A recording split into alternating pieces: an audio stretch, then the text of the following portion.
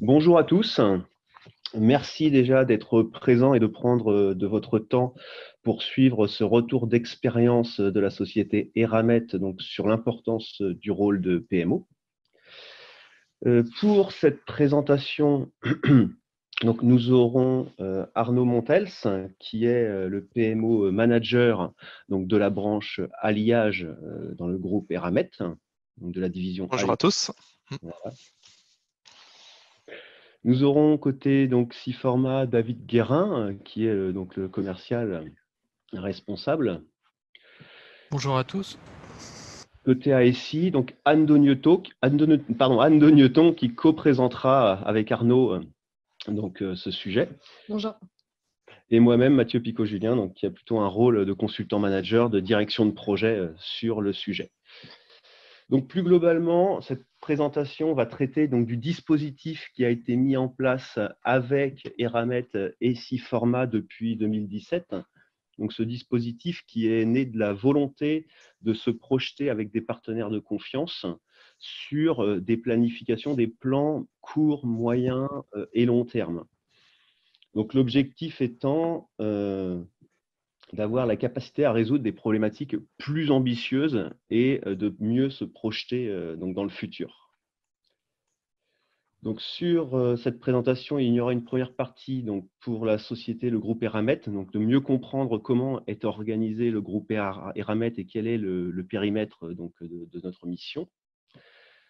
Arnaud et Anne continueront sur la partie donc, présentation du rôle de PMO et son imbrication dans les différents sujets opérationnels, puis un zoom sur une partie planification et plan de charge, ce qu'on a appelé plus précisément les plans de charge multicritères qui s'adressent à différents rôles, à différents groupes d'utilisateurs. Il y aura une partie un peu plus retour d'expérience sur les facteurs clés de succès, donc comment nous avons abordé cette mission et qu'est-ce qui nous a permis de la faire monter en maturité donc, depuis 2017. Puis un petit focus sur les points à venir, donc nos chantiers à venir, que ce soit sur 2020 et plus tard.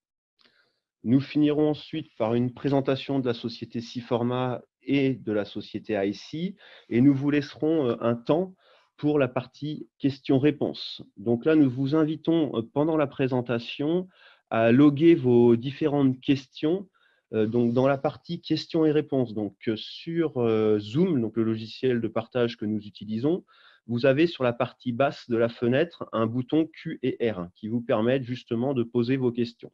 Et donc en fin de session, je poserai les différentes questions au bon interlocuteur et puis pour que vous puissiez obtenir la meilleure réponse possible. Donc Arnaud, du coup, je te donne la main pour la partie présentation du groupe Eramet. Donc on commence par la présentation d'Aubert & Duval. Donc Aubert & Duval, c'est une société qui fait à peu près 3500 personnes, qui fait partie de la division alliage du groupe Eramet, qui lui fait à peu près 15 000 personnes. La division alliage est constituée de 3 business units, et Aubert & Duval, en gros, c'est les 2 business units. Donc Aubert & Duval conçoit, élabore et transforme des aciers haute performance, des super alliages, titane, aluminium, pour faire des pièces complexes pour les secteurs de l'aéronautique, de la défense, de l'énergie et des transports. Donc mon périmètre, ça va être focalisé sur ces 2 business units qui représentent 3500 personnes. Le type de produit que nous fabriquons, vous avez un aperçu là sous les yeux des pièces du marché aéronautique. Donc c'est des pièces qui nécessitent qui sont soumises à de fortes contraintes, donc une étude métallurgique de pointe, des aciers super alliages de pointe aussi. Nous sommes fournisseurs de rang 1 là, pour les grands comptes comme Airbus, Boeing, Safran et toute la sphère qui gravite autour de ces grands comptes. Voilà, donc on trouve des pièces que vous voyez, des trains d'atterrissage, des pièces qui soutiennent l'aile de l'avion à la carlingue. Nous faisons aussi des disques moteurs. Ça peut aller des pièces qui font 30 à 40 cm de long, comme celle-ci par exemple, qui fait entre 4 et 5 mètres de long. Voilà pour un aperçu des produits que nous faisons. pour faire ça, nos process, donc notre corps de métier, c'est là où on va commencer à rentrer dans le périmètre de SIFORMA parce que c'est certains de nos métiers qui sont concernés. Donc, notre objectif, nous, c'est de transformer, de donner une forme à une pièce à partir, vous voyez, très souvent d'une forme cylindrique comme ceci, par différentes opérations de transformation, donc refoulement, du forgeage, du matrissage, plusieurs matrissages. Donc, tout se passe déjà au niveau de la conception et de l'industrialisation. Nous avons des bureaux d'études et un département R&D qui font des recherches sur les simulations numériques de transformation de la matière. Et nous avons des équipes donc qui conçoivent ce qu'on appelle la gamme de fabrication dans les différentes étapes pour passer de la forme initiale à la forme finale. Donc elles conçoivent ces étapes-là et conçoivent les outils. Donc quand je dis matrisser, c'est en fait écraser un bout de métal entre deux moules, hein, comme on ferait avec de la pâte à modeler. Donc il faut dessiner les outillages, commander le métal pour fabriquer les outillages.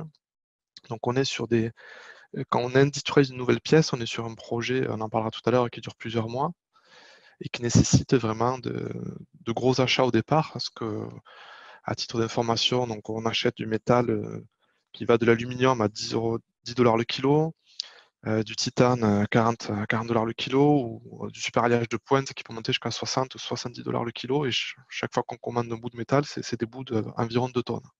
Donc vous imaginez un petit peu ce que ça représente. Donc notre métier, c'est de concevoir ces nouveaux produits et pour pouvoir les industrialiser dans nos différents outils qui sont dans nos différentes usines. Nos métiers pour tout ça, c'est donc les chefs de projet qui suivent l'industrialisation, les concepteurs pièces qui vont dessiner sous CATIA à la fois les formes des pièces, des formes intermédiaires, mais aussi des outillages. Des experts simulation numérique qui prévoient comment le métal va se comporter quand on va écraser à 10 000 tonnes, 20 000 tonnes ou 30 000 tonnes. Voilà, des experts de différents outils, forge, matrissage, et différents méthodistes qui doivent aussi rédiger des modes opératoires. Voilà, donc toutes ces équipes-là, elles sont réparties, alors si je fais un zoom là, sur les deux business units de la division alliage, en faisant un zoom sur la première BU matricée, nous sommes composés d'usines, il y a notamment 2 usines, Issoire et Pamiers, dans lesquelles on retrouve des plateaux techniques, donc ces fameuses équipes d'ingénierie, qui réalisent les projets que je viens d'évoquer auparavant. Ces projets sont amenés par les directions commerciales, dans lesquelles on va retrouver le métier chargé d'affaires, c'est eux qui apportent les prévisions. Et nous avons aussi d'autres acteurs qui sont les équipes qualité, contrôle de gestion, qui sont plutôt là en consultation des projets pour en extraire de la donnée et faire de l'analyse. D'un point de vue répartition géographique, donc ça représente environ 160 personnes, les équipes que je viens d'énoncer. La grande majorité en France, 137 personnes, dont 37 chefs de projet, et une petite équipe en Inde de 12 personnes qui est en train de grandir aussi. Nos principales usines donc, de production sont au niveau de la région Auvergne, les Ancises, une grosse usine de 1500 personnes. Pamiers, là où je me trouve à l'instant même, donc une usine de plus de 1000 personnes. Voilà, et Issoire et Firminy. Alors, vous voyez que les équipes sont dispersées historiquement, avec chacun leur méthodologie de gestion de projet. Donc voilà, tout ce processus et ce projet était là aussi pour rationaliser, homogénéiser les pratiques.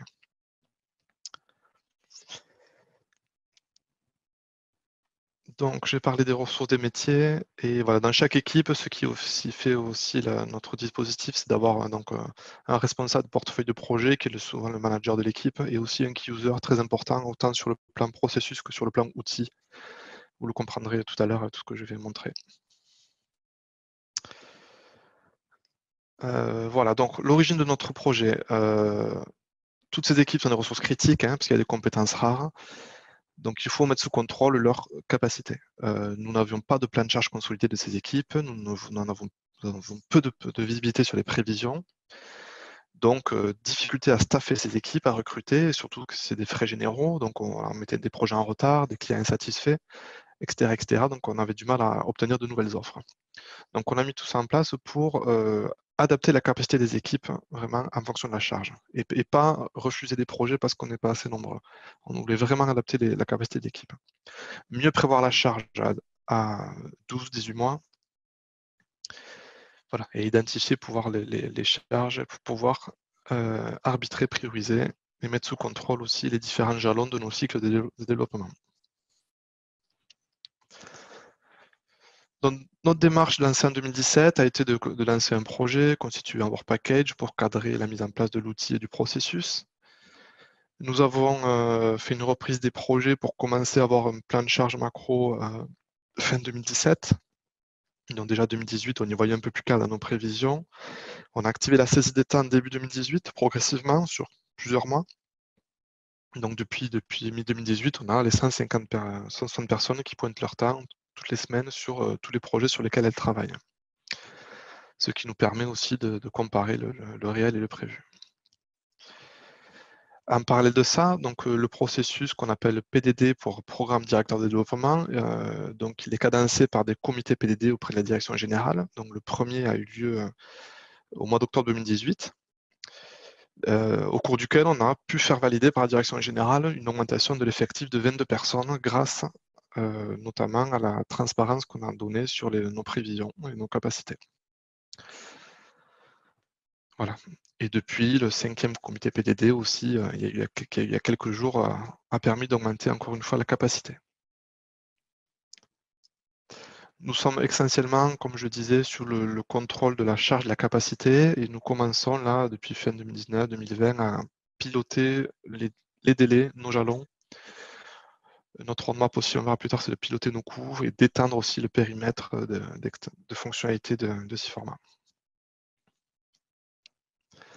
Donc, je vais présenter notre métier de PMO, la fonction PMO telle qu'on la voit là chez Aubert & Duval. Alors PMO, en un clair, c'est Project Management Office pour bureau des projets, et pas le terme Project Management Officer qu'on peut apparenter à un assistant chef de projet. Donc là, on est vraiment bien sur la fonction bureau des projets. Donc ce bureau des projets, donc pour l'instant, qui est constitué d'une seule personne, moi, qui suis à temps plein.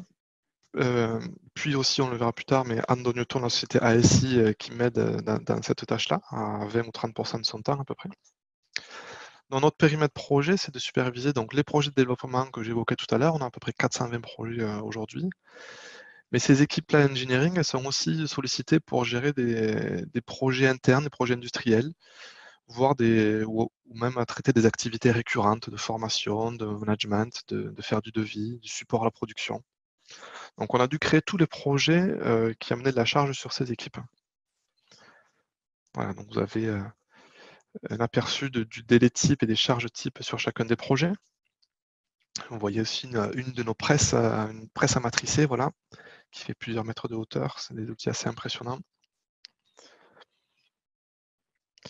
Une capture écran 6 formats, vous pouvez voir, j'ai pris tous les portefeuilles de projets que nous avons, donc plus de 500, près de 600 projets déclarés aujourd'hui. Les 3/4 des projets sont des projets de développement. Et on gère voilà, aussi des statuts projets, donc voilà, des statuts ouverts, prévisionnels, notamment. On a choisi de structurer nos projets par portefeuille. Un portefeuille, c'est l'équivalent d'une équipe d'ingénierie, on va dire. Alors que la fonction PMO, elle intervient vraiment dans tout le cycle de vie d'un projet, donc c'est-à-dire vraiment de l'idée du projet, de la demande du projet, pour capter au plus tôt les projets, pouvoir planifier au plus tôt. Il faut qu'on connaisse la capacité de nos équipes, donc on fait des revues régulières pour savoir de quelle capacité on dispose par équipe et par métier. On aide aussi à prioriser et donc du coup à arbitrer les projets ou adapter la capacité. Bien sûr, on aide sur le suivi de l'exécution des projets et on doit aussi être présent sur l'analyse des résultats obtenus, pouvoir boucler notamment sur, j'ai un exemple type, une fois qu'on a fini un projet dans 6 formats, on a le pointage réel, et bien on récolte ce pointage pour mettre à jour nos modèles pour que nos futures prévisions soient au plus justes.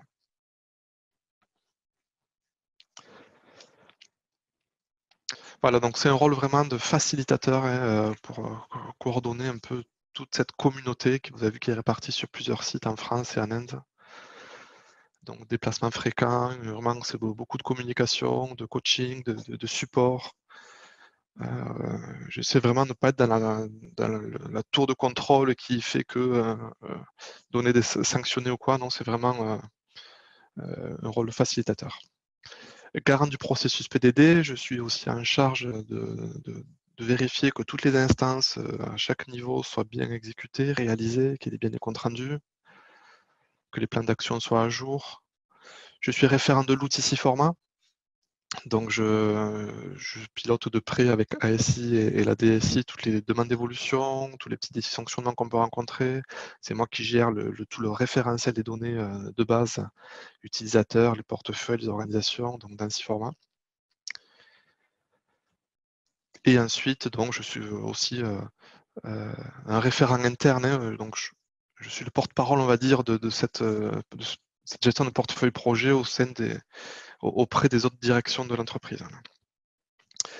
Et un rôle aussi d'amélioration continue, de benchmark, mais comme aujourd'hui, des rencontres avec d'autres sociétés pour échanger et s'améliorer au continu. Mes interlocuteurs principaux, pardon, nous allons retrouver donc la direction générale pour présenter l'état des lieux de charge CAPA et pouvoir arbitrer des augmentations de capacité, notamment lors des rituels PDD. Les directions d'usine pour aussi faire des revues trimestrielles au niveau d'une usine ou d'une BU pour prendre des décisions plus locales, on va dire. Les équipes qualité projet ou contrôle de gestion, un peu annexes, comme je vous disais, ne sont pas soumises à la saisie des temps, on ne gère pas leurs capacités, mais elles sont intéressées par l'avancement des projets, les coûts, les jalons, des choses comme ça. Et ensuite, les responsables de plateau, dont les équipes ingénierie, donc c'est avec eux que je passe le plus de temps. Donc c'est eux qui réalisent les projets. Donc on retrouve les chefs de projet dans ces équipes et les key users et qui m'aident au quotidien et que j'aide au quotidien pour créer les modèles, mieux planifier leur planning, analyser leur plan de charge, etc., etc. Et aussi des interactions avec les directions commerciales pour les aider à créer les projets, à faire de l'arbitrage, etc.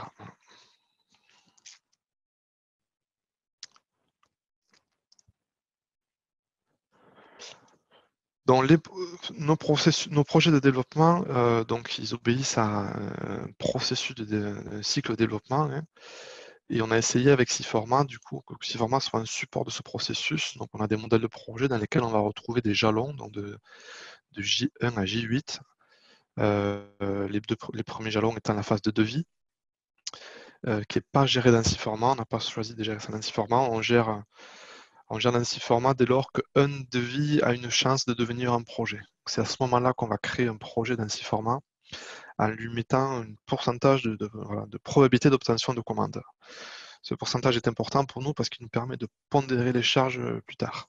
Donc si un commercial crée 4 projets à 25%, dans le plan de charge pondéré, nous verrons qu'un seul projet en fait.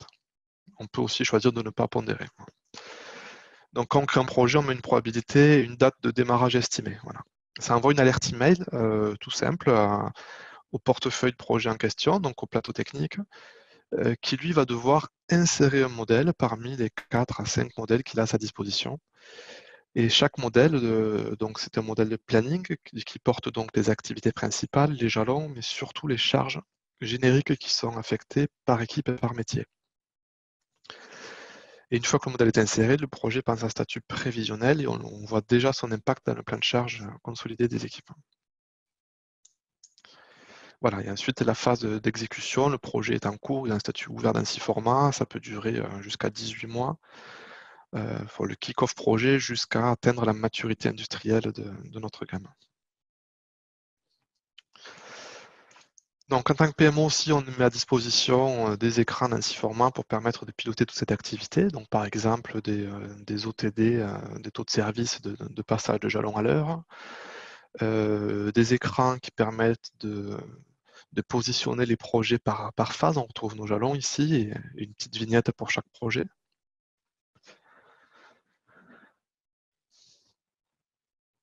Voilà, donc Si on fait un point, on prend du recul sur la fonction de PMO, donc ça, ce slide, je l'ai récupéré auprès d'un cabinet de conseil. Un bureau des projets, soit il est vraiment un bureau des urgences projet, c'est-à-dire on est en mode pompier, on n'a aucun planning, on fait des plannings sur demande. On n'en est quand même pas là, on a dépassé ce stade-là. On peut avoir un bureau qui est vraiment le bureau des supports des projets, où le PMO aide juste les chefs de projet à mettre à jour le projet. On a dépassé ce stade-là aussi, on est plus, nous, au stade de bureau de contrôle des projets, donc on a un référentiel existant, on contrôle l'application du processus et les indicateurs. Et notre souhait, c'est d'aller encore plus loin dans la maturité du rôle de PMO, c'est-à-dire d'être ce qu'on peut appeler un bureau de gestion des projets, c'est-à-dire que tous les aspects de la gestion de projet sont complètement maîtrisés. Les coûts, les qualités, risques, délais, on n'en est pas là. Nous, on commence à bien gérer nos charges, notre capacité, pas encore nos coûts, nos risques. Donc, on tend à aller vers cette étape-là jusqu'à atteindre le Graal, on va dire, pour un PMO, c'est d'être vraiment de servir vraiment les projets stratégiques, de passer obligatoirement par la fonction PMO pour décider des projets stratégiques que l'entreprise doit lancer. Donc on a parcouru un long chemin, la route est encore importante chez nous. Une petite capture d'écran qui montre que le nombre de connexions à 6 formats des chefs de projet depuis janvier 2018. C'est pas grand chose, mais c'est important pour moi pour montrer que l'outil est bien installé dans les équipes. Ça a été dur de l'installer, de le déployer. Mais on y arrive. On voit qu'on a à peu près doublé le nombre de connexions par mois des chefs de projet. Aujourd'hui, on est à peu près à 28 connexions par chef de projet sur le mois de janvier. Donc plus d'une fois par jour. Donc quand vous allez sur un outil plus d'une fois par jour, c'est qu'il commence quand même à être bien intégré dans votre fonctionnement. Voilà, quelques captures aussi d'écran pour vous montrer quand on vérifie la qualité des données qu'il y a dans ces formats, pour garantir que le processus et les décisions associées vont être aussi de bonne qualité. Donc on a plusieurs outils pour contrôler en temps réel la qualité. Notamment là, vous avez un contrôle en temps réel de la disponibilité des ressources, où chaque manager peut voir toutes ces ressources, si elles sont bien prévues d'être présentes ou pas. On retrouve des externes qu'on voit qui ne seront plus là à partir du mois de juin, par exemple. Et on a la main de cet écran de suite sur la fiche ressources pour pouvoir aller adapter le calendrier ou la capacité, la disponibilité de la ressource. Donc ça, c'est contrôle, supervision en temps réel. Un autre type de contrôle de qualité des données où on va mélanger à la fois du contrôle en temps réel, donc c'est sur le suivi des feuilles de temps. On a en temps réel un écran 6 formats qui nous montre quelles sont les feuilles de temps qui ont été présentées et celles qui sont à présenter, donc par semaine.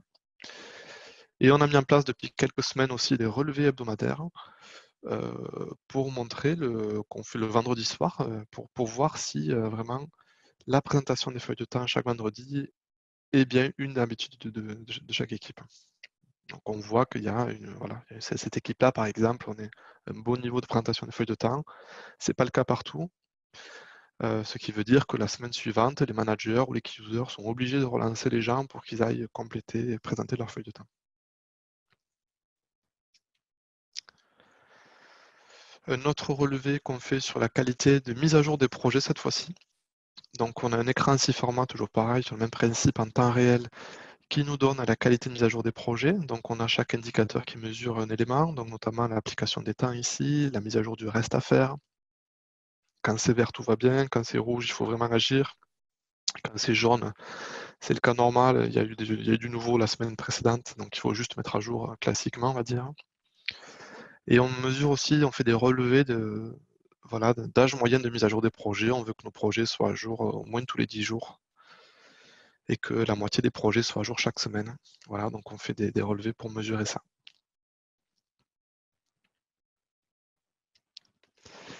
Un des écrans aussi phares qu'on a mis en place dans 6 formats, alors qu'il n'existait pas dans la version standard, donc on a dû créer, c'est l'écran Mes projets, qui est donc destiné, comme son nom l'indique, à chaque chef de projet. C'est la tour de contrôle pour le chef de projet. Quand il se connecte, c'est l'écran par défaut. Il voit tous ses projets par statut, donc les projets ouverts en premier, par type, projet industriel, projet de développement, etc. Et il a les indicateurs donc pour chacun de ces projets. C'est un écran interactif parce que typiquement quand on clique sur une icône rouge ou jaune, on est redirigé vers l'écran qui permet d'appliquer des temps ou vers l'écran qui permet de mettre à jour le reste à faire. On a aussi un menu qui permet d'accéder à plusieurs écrans directement depuis cet écran central. Je regarde en termes de timing, je pense que je tiens à peu près, n'hésitez pas à me dire s'il faut que j'accélère ou pas. Non, On en a fini là pour la partie PMO. N'hésitez pas à poser vos questions dans la rubrique, comme le disait Mathieu, on y répondra à la fin de la séance. Je vais maintenant attaquer la partie gestion de la charge capacité.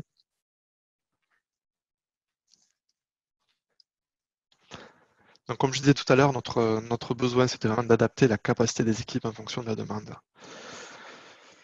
Ça voulait dire quoi? Ça veut dire qu'il faut qu'on soit capable de consulter les plans de charge consolidés en temps réel. Il ne faut pas qu'on attende 1 semaine, 2 semaines, 3 semaines pour savoir comment les équipes sont occupées. On voulait juste attendre quelques secondes. Et il faut aussi qu'on soit capable de mesurer comment cette charge, comment cette demande évolue de mois en mois. C'est là qu'on voit que c'est pas facile de maîtriser un plan de charge. On peut avoir une situation, par exemple la charge 2020 qu'on voyait à fin octobre n'est pas du tout la même que la charge 2020 qu'on voit à fin janvier. Et il faudrait qu'on ait 10 personnes de plus dans le plan de charge, par exemple. Donc c'est important pour nous de capter les évolutions et de comprendre d'où elles viennent. Donc pour ça, il faut qu'on sache maîtriser notre capacité, forcément, et maîtriser notre charge. Donc que ce soit la charge réelle, c'est-à-dire le temps passé vraiment par les projets, ça c'est via la saisie des temps. La charge restante des projets ouverts, donc des projets qui sont déjà engagés. Il faut que les chefs de projet estiment le reste à faire sur chacun de ces projets. Mais aussi et surtout la charge des projets prévisionnels avec cette notion de pondération, comme je l'ai évoqué, qui est importante pour prévoir l'avenir vraiment à 12-18 mois et pour prévoir les embauches éventuelles. Et bien sûr, il nous faut un outil pour pouvoir comparer tout ça, la charge et la capacité. C'est le plan de charge multicritère que vous présentera Anne tout à l'heure. Donc quand on parle de maîtrise de la capacité, on utilise les données classiques de 6 formats, qui sont le statut de la ressource, la disponibilité, le calendrier, ses dates de début et de fin. Notamment, voilà, vous avez un aperçu du plan de charge multicritère. En termes de capacité, on a créé une nouvelle courbe qu'on a appelée la capacité prévisionnelle, qui est là, en fait la capacité installée avec les ressources présentes que vous voyez en bleu, plus les embauches éventuelles qu'on espère faire. Voilà. Donc ça, c'est important pour nous de se projeter aussi, de voir quelle sera notre capacité demain si on embauche des gens.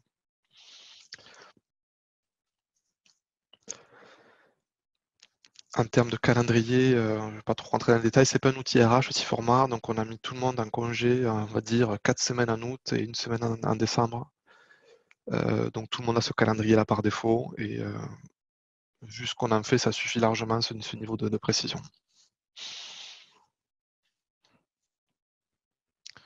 Pour maîtriser la charge, du coup, mais là, ça va dépendre des projets. Comme je l'ai dit tout à l'heure, les projets de développement de nouvelles pièces, eux, ils sont bien planifiés, je vais dire, avec un cadencement par jalon, par activité. Donc on a des charges qui sont affectées par métier et par organisation à chaque phase du projet, dans des modèles. Donc c'est assez facile du coup de créer la charge sur le projet de développement. Tout ce qui est activité, projet récurrent, on est plutôt sur un mode où on crée un projet avec une seule ou quelques activités à l'intérieur qu'on lisse sur toute l'année. Et on affecte des charges en mode taux fixé. C'est les charges qui se lissent toute l'année par métier, par organisation. Voilà. On ne va pas rentrer trop dans le détail, mais c'est le principe d'une charge lissée. Et des projets industriels, ça dépend vraiment du projet. Soit on est dans un projet qui est piloté vraiment par un chef de projet qui n'est pas du tout dans ce format. À ce moment-là, on va essayer de capter le minimum qu'on peut capter, une charge par mois, par trimestre, par année. Ou alors on a la chance que le chef de projet soit proche vraiment de ces formats et soit capable de faire un planning un peu plus détaillé. Du coup, on bénéficiera de cette planification détaillée.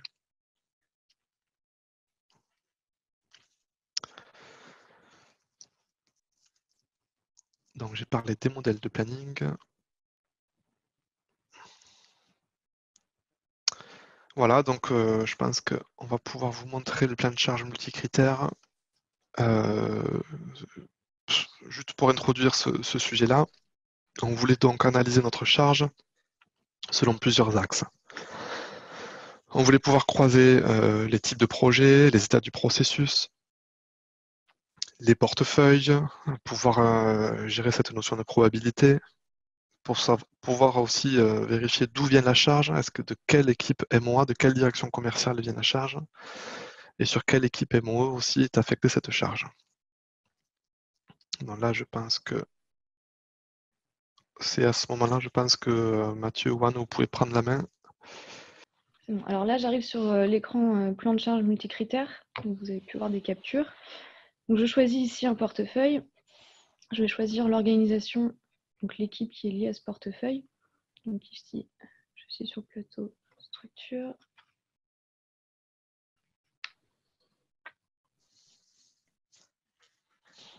Et donc là, rapidement, donc là, on voit que les temps de réponse sont quand même assez bons. On obtient la charge donc, de ce plateau versus la capacité qu'on voit ici. Donc c'est un écran qui permet d'analyser rapidement la charge versus la capacité avec un certain nombre d'axes d'analyse. Donc ici, par défaut, on voit que les projets sont regroupés par état de leur processus. Mais on a créé, comme vous le voyez, un certain nombre d'autres regroupements. Par exemple, par type de projet. Et on a également un certain nombre de filtres. Donc ici, dont vous parlez Arnaud, donc concernant le type de projet, le processus, la probabilité de commande. On a l'option là en haut qui permet de pondérer la charge. Donc ça, c'est une option intéressante puisqu'elle permet vraiment d'affiner les prévisions. Donc si on voit des fois, on peut voir qu'il y a des grosses périodes de surcharge qui sont prévues. Et finalement, quand on affine avec la pondération, donc ça permet de lisser les charges et d'avoir des meilleures prévisions. Donc aujourd'hui, c'est un écran qui est quand même très utilisé, surtout dans les rituels PDD. Donc ça permet de contrôler avec les chefs de projet les charges à venir, donc de pouvoir montrer déjà les charges qui ont été réalisées dans le passé versus les charges qui sont prévues. Et donc des fois de pouvoir leur montrer assez rapidement qu'ils ne vont pas pouvoir assurer toutes les charges prévues. Et c'est aussi utilisé lors des comités PDD avec la direction pour justement appuyer les demandes de besoin en recrutement.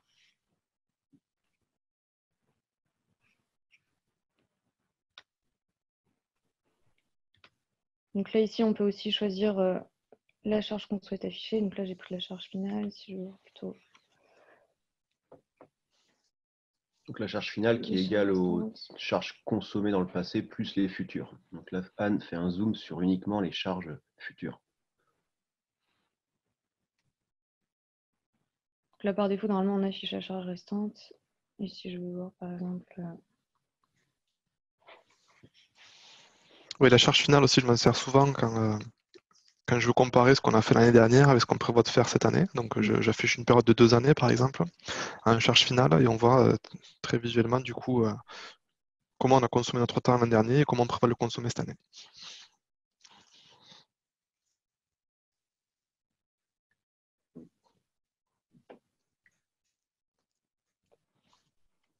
Donc cet écran en fait s'adapte, je dirais, aux différentes populations qui peuvent être intéressées par la notion de plan de charge. Donc ça va du comité de direction avec des notions, je dirais, d'augmentation ou d'ajustement d'équipe, mais ça passe aussi par des profils opérationnels pour visualiser l'activité de leur équipe tout simplement. Donc en fonction de qui va vouloir visualiser et comment la donner, tous ces filtres vont permettre d'adapter le prisme. Donc le deuxième volet ensuite de la maîtrise de charge CAPA, c'est de suivre, donc de mesurer les évolutions de charge, comme je disais tout à l'heure. Alors pour ça, SIFORMA est bien sûr la source de toutes ces données.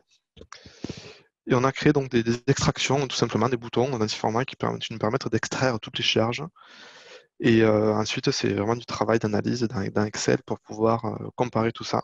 Peut-être qu'on l'industrialisera dans SIFORMA cette année ou l'an prochain, mais en tout cas, voilà, je capte la demande, je l'historise, je peux comparer. Alors voilà, typiquement, le genre de tableau de bord qu'on peut montrer à la direction générale.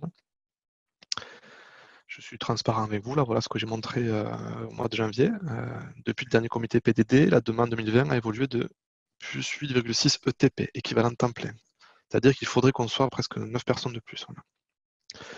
Dont 6 ETP liés à la déclaration des projets internes, convergence, APQP, projet DDI, donc ça ne vous parle pas, mais c'est des nouveaux projets, des projets de transformation interne. Convergence, c'est tout simplement la migration, l'implémentation de notre nouvelle ERP. C'est un projet plutôt système d'information, qui n'est pas planifié de façon détaillée dans 6 formats, mais qui a besoin des ressources de ces plateaux techniques pour faire de la reprise de données, notamment des modes opératoires, des gammes de fabrication. Donc là, typiquement, on a besoin de capter ces charges-là et de combien ce projet Convergence a besoin des équipes pour être mené à bien. Donc on a quand même créé le projet et affecté des charges. Et donc on présente ce qu'on a fait sur une année par type de projet, ce qu'on avait prévu en 2020 au mois d'octobre et ce qu'on prévoit pour 2020 à fin janvier. Et on fait on mesure les écarts pour voir d'où viennent les variations. On a une forte surcharge là, vous voyez, mais on ne va pas embaucher autant de monde. Après, il y a quand même, on va dire, une certaine souplesse aussi, flexibilité dans la granularité des charges qui sont déclarées. Donc on a après le même niveau d'indicateur au niveau de chaque BU. Voilà. Et tout ça, c'est analysé tous les mois au niveau d'une équipe de plateau technique et 3 fois par an au niveau d'une BU et 3 fois par an aussi au niveau de direction générale.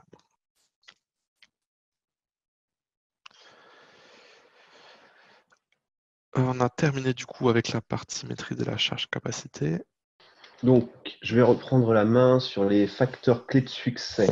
C'est une mission donc, que nous avons, comme Arnaud l'a dit, commencé en 2017, on va résumer comme ça, et une mission qui a un spectre assez large. Donc, aujourd'hui, Arnaud fait un focus donc, sur ce qu'on appelle la partie PDD.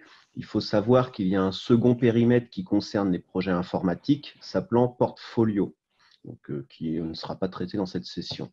Donc, nous sommes sur un périmètre très globalisant, d'accord, donc qui a nécessité, je dirais, une organisation entre les parties. Dans tous les cas, le prédicat de départ a été très clair, même avant, je dirais, de commencer à discuter opération. Il a été très clair, il a été que la relation que recherchait Eramet était une relation basée sur un partenariat, un management tripartite. Donc, Eramet, comme je l'ai pu le dire en début de présentation, a vraiment recherché un partenaire de confiance capable de l'accompagner sur plusieurs années. Donc, Siforma étant l'éditeur de la solution est présent, je dirais, depuis très longtemps sur le marché, depuis les années 80. IC étant, j'y reviendrai tout à l'heure, un partenaire historique, donc ça fait plus de 15 ans que nous travaillons en étroite collaboration. Et donc Eramet a souhaité bénéficier de cette relation particulière. Sachant que nous sommes assez convaincus que nous passons aujourd'hui plus sur un mode de partenariat entre les différents commanditaires et faiseurs, donc une différence qui peut exister entre la relation MOA-MOE habituelle, donc plus un partenariat avec une notion de confiance qui est assez importante, de transparence également sur les contraintes que chacun peut subir et provoquer, tout simplement. Donc, il y a ce management tripartite très important, avec chacun, je dirais, son lead sur des sujets précis. Par exemple, la charge à Siforma donc pour le suivi commercial et je dirais le suivi du développement du produit Siforma en lui-même. À charge à SI, la direction de mission, donc le pilotage opérationnel, de rendre des comptes à tous les autres parties, avec derrière la mise à disposition d'une équipe compétente, formée et je dirais capable de s'organiser malgré tout en mode task force, même si on le verra tout à l'heure, tous les sujets n'ont pas vocation à être traités en mode task force, en mode projet, autrement dit. Donc, ce pilotage tripartite est basé sur une communication très régulière et organisée. Nous avons des instances qui sont là pour répondre à différentes questions. Donc, ça va de l'instance comité projet hebdomadaire à des instances plutôt mensuelles pour la direction de mission. D'accord. Tiens, Arnaud, si tu peux passer au slide suivant, s'il te plaît. Oui. Merci. Et ces instances sont organisées par typologie d'intervention. Donc, on a eu aussi, je dirais avec l'expérience, une organisation des différents, on va dire, contrats ou des différentes missions, je préfère ce terme. Donc, nous avons en fond, en filigrane des interventions, une mission de TMA pour les 2 périmètres, dont PDD. Donc, une mission de TMA qui consiste à pouvoir répondre, je dirais, aux petites évolutions qui peuvent être nécessaires au fil du temps, sur des études de faisabilité, par exemple des changements de version ou l'impact d'une nouvelle fonctionnalité. D'accord ? Donc, je dirais de la gestion courante qu'on gère grâce à un centre de service sur des consultants ASI. Une deuxième typologie d'activité qui est plutôt liée au chantier d'ampleur, c'est-à-dire on a une activité AMOA qui permet de traiter des sujets un peu plus conséquents sur lesquels il y a une phase d'étude, de réalisation et de livraison avec 2, 3 consultants qui peuvent traiter ces problématiques-là sur une période de 2, 3, 4 mois maximum.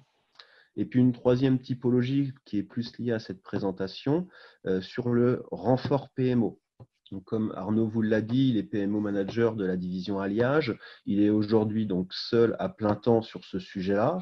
Il y a beaucoup de problématiques à traiter. Donc, Anne Dogneton de chez ASI l'assiste, le renforce sur des actions ponctuelles et pérennes. Je pense aux actions ponctuelles de relance des utilisateurs, de rédaction de guides, de relance diverses et variées, et sur des actions un peu plus long terme d'accompagnement, conduite du changement. Voilà. Et derrière, donc, nous avons en plus outillé ces différentes démarches donc, par notamment donc, pour le pilotage de la mission, l'outil SIFORMA, bien évidemment. Pour le pilotage de la TMA, plutôt un outil de ticketing qui permet d'avoir des actions très ponctuelles. Donc là, on sort un petit peu de la notion de planification de charge. On est plus sur de l'événement très ponctuel. Donc un ticket est un événement à un instant T avec une charge assez minime.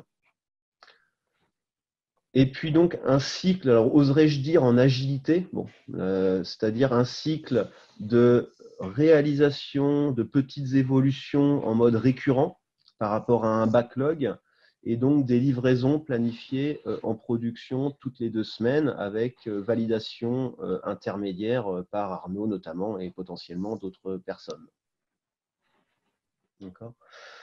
Donc, autrement dit, un mode de management tripartite avec une forte communication, des équipes stables qui sont plus sur l'aspect TMA en mode, ce qu'on appelle en mode run en informatique, en mode gestion courante, gestion de l'existant, mais avec à tout moment la possibilité de passer en mode task force, en mode projet, pour pouvoir mettre des efforts complémentaires pour livrer des sujets un peu plus conséquents. Voilà. Arnaud, je vais te laisser la main du coup pour la partie roadmap. Ok. Donc 2020, nos priorités, ma priorité aussi, c'est d'ancrer vraiment le processus et l'outil dans le fonctionnement des plateaux techniques, d'où les relevés de temps, de qualité de données qu'on a fait depuis quelques semaines. Donc, il faut bien caler, comme on dit, dans le PDCA, on cale vraiment ce qu'on a mis en place et on commence à réfléchir à des extensions de fonctionnalités, comme le suivi économique de nos projets. Extension de ressources, alors petite extension au sens juste on élargit le cercle des ressources qui contribuent au projet, peut-être inclure les équipes qualité ou les méthodistes qui sont dans les ateliers, pas qui sont dans les plateaux techniques, mais en restant quand même concentré sur ce cœur de métier.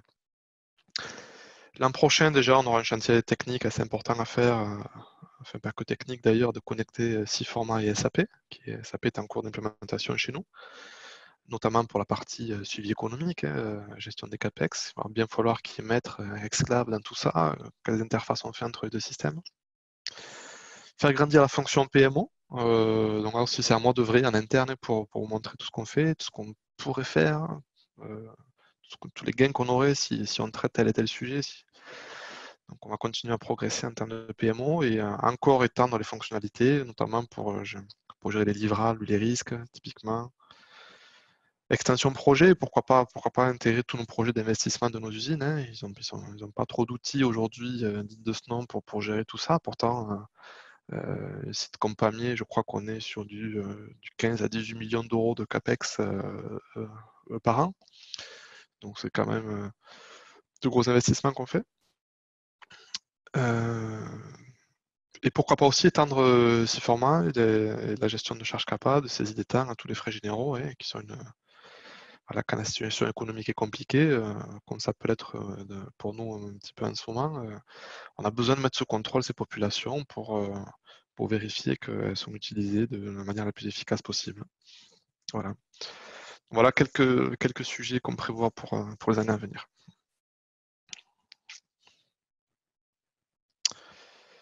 C'est la partie questions-réponses avant d'attaquer les présentations ou pas? Avant d'attaquer les présentations de Siforma et ASI. Ouais, c'est ce que je te disais, voilà. Hors micro, on va attaquer donc la présentation de Siforma avec David Guérin. D'accord, on fera les questions-réponses à la fin, c'est ça? Exactement, juste après la présentation donc, de Siforma puis d'ASI, je jouerai le rôle de modérateur pour lire les nombreuses questions qu'il y a. David, du coup, on te laisse la main? Oui. Alors, vous avez la main sur le slide, je crois. Oui, alors oui, c'est moi. Alors, slide, c'est le plus simple. Vous pouvez les passer à ma place. Voilà, quelques mots sur Siforma. Alors, pour résumer, Siforma, c'est 30 ans d'expérience dans l'industrie. Donc, Siforma est régulièrement recommandé par les principaux analystes tels que Infotech ou le Gartner. Aujourd'hui, on a le plaisir de comptabiliser 300 000 utilisateurs dans le monde et on est présent dans plus de 20 pays. Alors, Siforma s'adapte vraiment au secteur d'activité dans lequel vous travaillez. Donc aujourd'hui, Siforma va être présent sur différents types d'entreprises pour gérer tout type de projet. Donc on a des exemples de clients qui vont gérer des projets de recherche-développement, par exemple, mais aussi de projets informatiques. En termes de périmètre utilisateur, là aussi, on va être sur des périmètres complètement distincts, avec certains clients qui sont sur quelques dizaines d'utilisateurs, voire plusieurs centaines ou plusieurs milliers. Je peux passer sur la suivante. Donc les principaux atouts de Siforma, le premier atout, je dirais, c'est un outil qui est complet, donc qui dispose vraiment de toutes les fonctions nécessaires pour un pilotage avancé du portefeuille de projet. Donc on va retrouver vraiment tous les principaux axes fonctionnels qui adressent ces besoins. Le deuxième point, et là on l'a vu, et c'est vrai que Eramet est un exemple parfait, c'est-à-dire qu'avec ASI qui les a accompagnés sur le long terme, on a eu vraiment une montée en puissance sur le PPM qui fait qu'ils ont ouvert des fonctionnalités au fur et à mesure de leur croissance, de leur maturité. Le troisième point, c'est une solution qui est out of the box. Donc aujourd'hui, on a des équipes solutions, de recherche-développement également, qui ont déjà travaillé sur les écrans Siforma, qui ont développé des écrans qui sont aujourd'hui prêts à l'emploi. Alors bien sûr, ça n'empêche pas que vous pouvez adapter Siforma à votre vocabulaire, à vos processus, voire même à vos reporting comme on l'a vu. Mais il y a déjà un socle de base qui est disponible et qui peut être implémenté très rapidement. Et l'objectif, c'est vraiment de vous apporter un retour sur investissement important.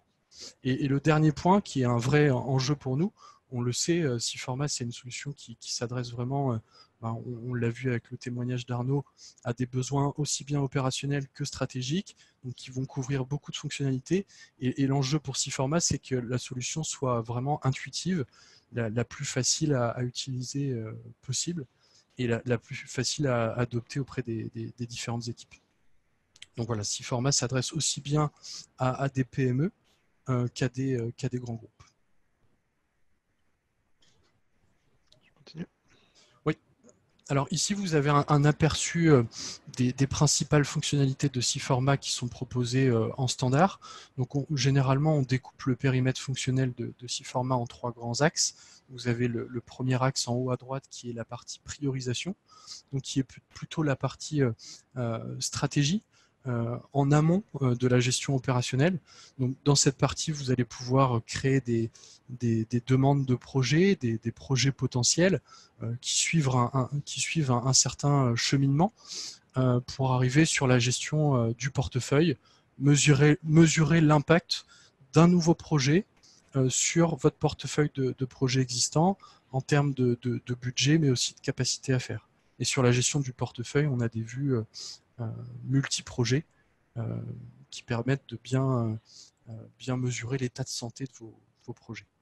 Ensuite, il y a toute la partie opérationnelle, donc vraiment la planification des projets, la partie gestion des ressources nominatives par fonction, la gestion des coûts, des livrables, la gestion des programmes également, qui est disponible dans l'application, qui vous permet de consolider plusieurs projets dans un même objectif.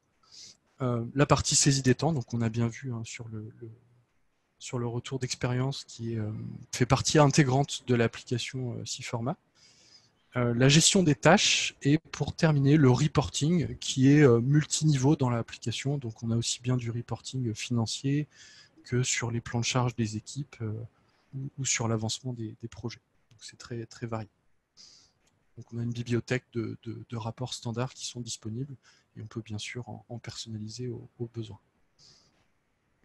Donc toutes ces fonctionnalités, bien sûr, elles peuvent être activées au fur et à mesure de votre besoin. Donc l'objectif de SIForma, au-delà de l'investissement que représente une solution PPM, c'est vraiment de vous apporter du bénéfice. Donc généralement, nos clients observent 4 grands points de bénéfices. Le premier, c'est vraiment améliorer le succès des projets. Donc grâce aux vues de SIForma qui permettent de mieux piloter le planning, les jalons, les différents budgets, on arrive vraiment à améliorer le succès des projets. Le deuxième point, c'est vraiment choisir les bons projets à lancer.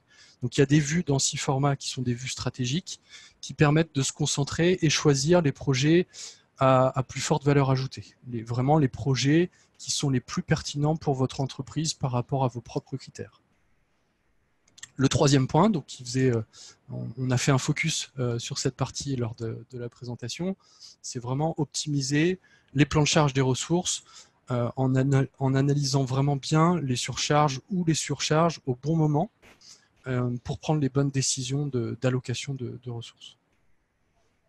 Et le dernier point, donc là qu'on rencontre systématiquement, c'est pourquoi nos clients viennent auprès de SIForma, c'est vraiment pour améliorer votre productivité, accéder aux données en temps réel, ne pas perdre de temps sur la recherche d'informations et vraiment avoir une consolidation des données qui soit automatique. Donc là, c'est vraiment des gains de temps énormes pour nos clients. Donc voilà les principaux points de retour sur investissement qu'on souhaitait partager avec vous. Je vois qu'il y a un certain nombre de questions. Je ne sais pas si tu as peut-être, Mathieu, d'abord la présentation. On va y répondre juste après. Donc, présentation d'ASI, ça va être rapide, ne vous inquiétez pas, on va très rapidement attaquer les nombreuses questions.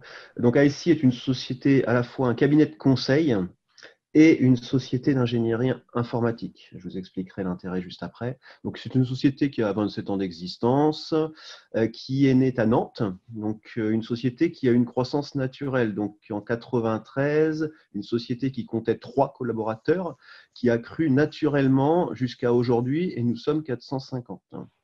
Donc, une force dans l'Ouest par nature, Nantes, Rennes et Brest et Niort, on peut mettre donc dans l'Ouest, dans le Grand Ouest, pour, je dirais, principalement au départ faire de l'ingénierie et rapidement, on va dire à partir de 2005-2010, commencer à établir le cabinet de conseil.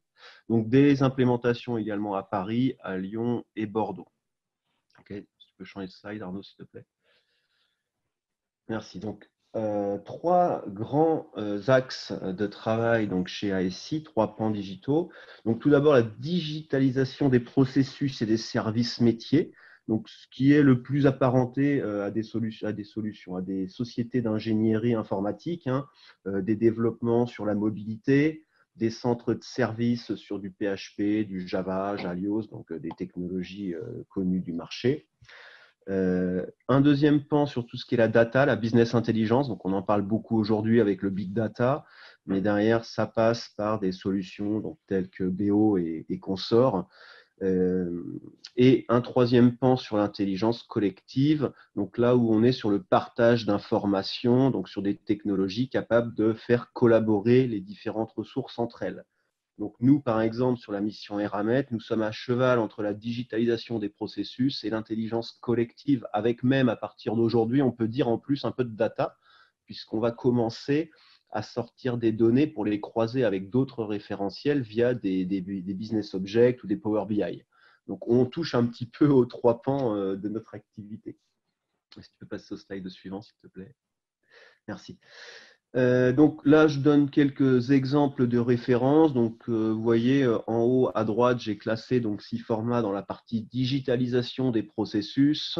Mais comme, comme je viens de vous le dire, j'aurais pu le classer un petit peu dans les trois pans. Voilà. Donc, sur cette partie-là, nous avons des partenariats avec les grands éditeurs du marché, donc les grands sachants du marché. Si tu passes au slide suivant, qui sera peut-être celui qui est le plus intéressant. Donc, chez ASI, donc, comme je vous l'ai dit, on est une petite moitié de la société, donc une centaine sur la partie cabinet de conseil et l'autre moitié sur de l'ingénierie informatique, donc plutôt du développement et de la data. Donc, sur cette partie cabinet de conseil, je m'occupe d'une équipe qui s'appelle le pôle gestion de portefeuille de projet, composé de 10 consultants à temps plein qui donc, participent sur des missions d'implémentation de 6 formats notamment. Ce sont donc des consultants qui sont formés chez l'éditeur, qui, je dirais, gardent cette veille technologique et grâce à ce partenariat qu'on peut avoir depuis très longtemps et qui nous sert donc à rester, je dirais, toujours au goût du jour sur les différentes versions. Il y a avec également des compétences sur les aspects méthodologie. Donc, nous ne sommes pas que des consultants, je dirais, d'implémentation. Nous avons aussi un pan méthodologie de projet, de gestion de projet. Donc, cette double casquette nous permet d'accompagner nos clients vraiment de A jusqu'à Z d'un besoin donc, de détection sur de la méthodologie de gestion de projet en les amenant grâce à une maturité successive vers ensuite un outillage et puis en les suivant derrière dans leur montée en compétence sur à la fois la méthodologie et l'outillage. Je dirais que notre caractéristique principale dans l'équipe, c'est qu'on reste en moyenne 10 ans avec nos clients. Donc, sachant que nos clients que l'on accompagne depuis le plus longtemps, on est presque depuis 20 ans avec eux, dans des, alors pas tous les jours, mais dans des accompagnements successifs sur des méthodologies, sur de l'outillage et sur des besoins par rapport à l'évolution de leur maturité. Donc, on fait régulièrement donc, du support PMO, du coaching des chefs de projet, de l'accompagnement méthodologique. Donc, c'est une approche globale d'intégration qui vise, je dirais, à écouter d'abord le besoin, à le modéliser, à, je dirais, se rapprocher des standards du marché et ensuite à partir sur ce qu'on a appelé tout à l'heure donc des TMA, des centres de services et, je dirais, l'accompagnement à la conduite du changement. D'accord. Donc, ce partenariat qu'on peut avoir avec Siforma était d'autant plus important dans le cadre de notre mission avec Eramet.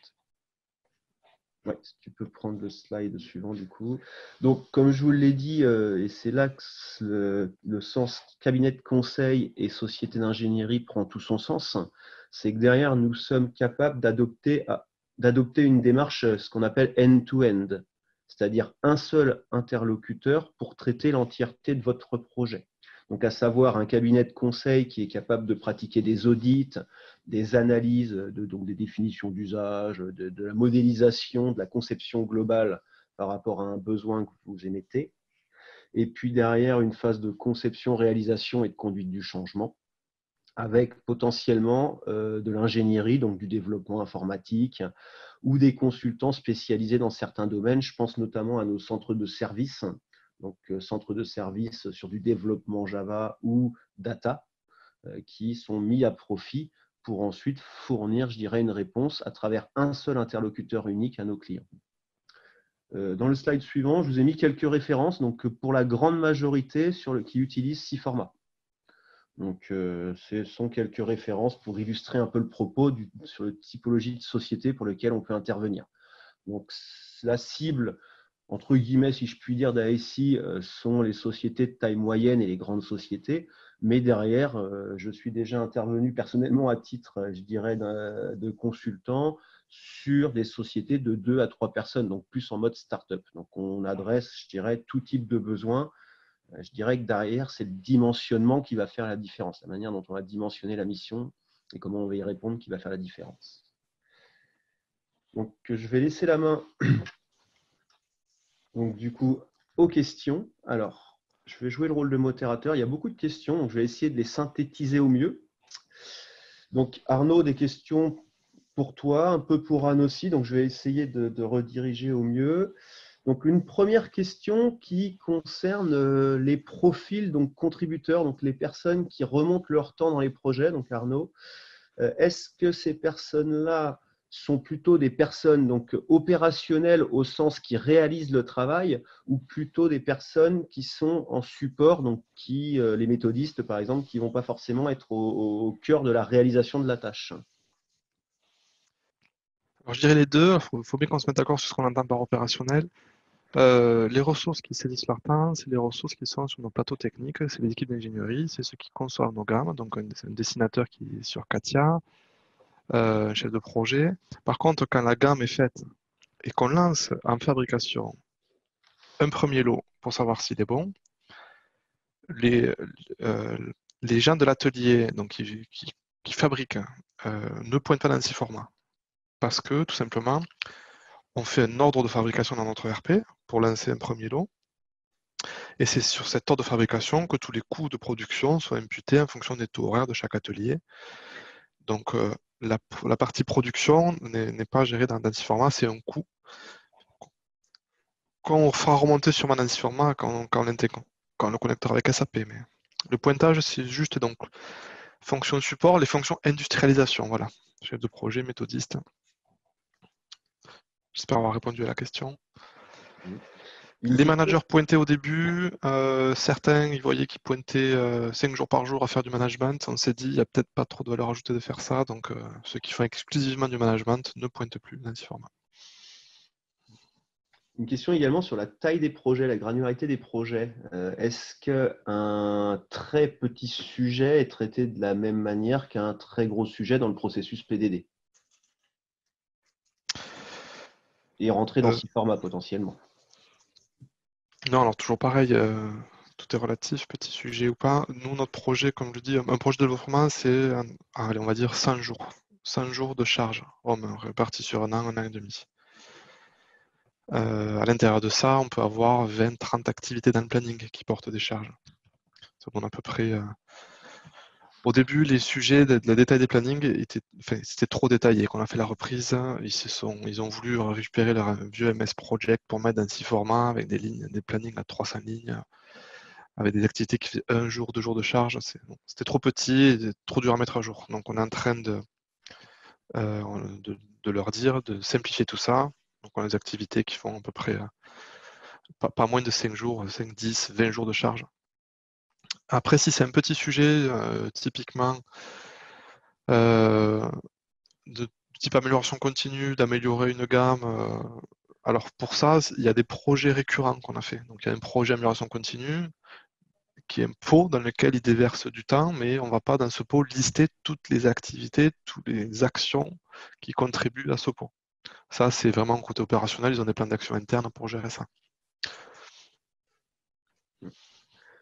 Ok. Il y a une question également sur l'acquisition des projets, la relation qu'il existe entre les BU qui sont, je dirais, les commanditrices qui ont la relation cliente et les plateaux. Donc, comment se passe une c'est intéressant, ouais. Comment on fonctionne avec ça. Donc, on a créé un compte pour chaque chargé d'affaires dans chaque BU en leur disant, on les a formés, merci de créer chaque nouveau projet. Alors ça a marché, mais quand on se met à la place d'un commercial, il dit pourquoi faire, quoi. Moi, je n'ai pas forcément besoin pour mon activité demain. C'est vraiment le plateau technique qui a besoin de ces informations pour planifier sa charge. Donc, j'ai commencé, moi, en tant que PMO, à faire des revues mensuelles avec chaque direction commerciale. Ça prenait 20 minutes, une demi-heure. On balayait la liste des projets prévisionnels et on mettait à jour les pourcentages ou les dates de début. On supprimait des projets ou on en ajoutait. Je faisais moi en direct avec les directions commerciales. Ça marchait bien, sauf que les plateaux n'étaient toujours pas, enfin, ne participaient pas à cet échange. Du coup, ils subissaient un petit peu tous les nouveaux projets qui arrivaient.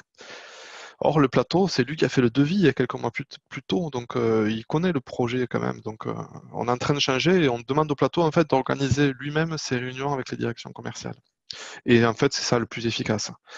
Quand le responsable de plateau technique veut faire un point sur le plan de charge, il contacte le directeur commercial, le chargé d'affaires, il balaye rapidement tous les projets qu'ils connaissent parfaitement tous les deux et ils se mettent à jour. Pour ça, on a fait un écran, enfin, il y avait un écran 6 format qui existait, qui était la supervision des projets, où on voyait la liste des projets du portefeuille. On a dû l'adapter très légèrement parce que c'est vraiment un outil qu'on se sert énormément. On peut ajouter des colonnes, trier, et on met à jour en direct dans 6 formats, les dates de début et des probabilités. Et donc, comment est-ce que tu as fédéré les chefs de projet autour de l'utilisation de l'outil? Sacré sujet. Oui. Alors, la question est au passé, mais on peut la mettre au futur, au présent ou au futur. C'est un sujet éternel, je pense, pour moi.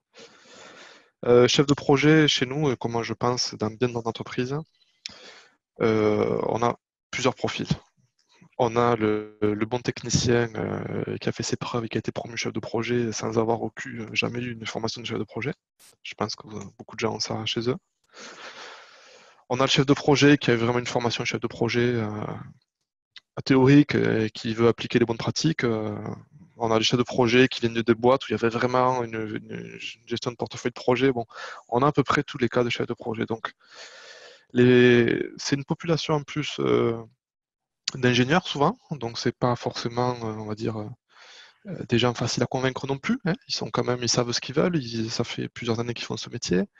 Donc, il fallait pas arriver en disant je vais tout changer. Mais comme je disais, c'est un rôle de facilitateur. Donc, on les a accompagnés, on les a formés. Ils ont tous eu 2-3 jours de formation 6 formats. On a commencé par former un groupe de key users, donc un key user pour chaque plateau.